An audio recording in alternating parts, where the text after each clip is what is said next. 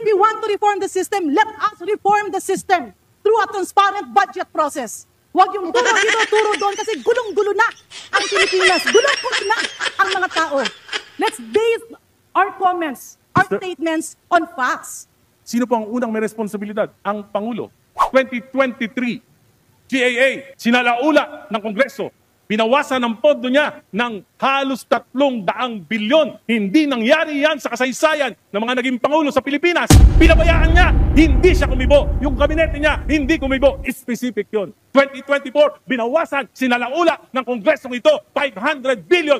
Binawasan ng President's budget, hindi kumibo ang Presidente, hindi kumibo ang ating mga kabinete.